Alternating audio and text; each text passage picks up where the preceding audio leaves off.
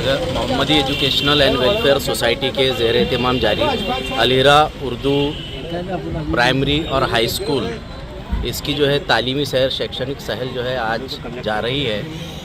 इससे पहले 1 तारीख को लड़कों की तालीमी सैर हमने लेके गए थे शैक्षणिक सहल, और आज जो है स्पेशल लड़कियों को लेकर के जा रहे हैं। चूँकि बच्चों की तादाद ज़्यादा है इसलिए हमने जो है इसके 2 ग्रुप बनाए और 2 दिन लेकर के जा रहे हैं। बच्चों ने बुल्ढाना में स्वप्न नगरी के अंदर बहुत इंजॉय किया, उनकी हिफाजत का हमने पूरा ख्याल रखे थे।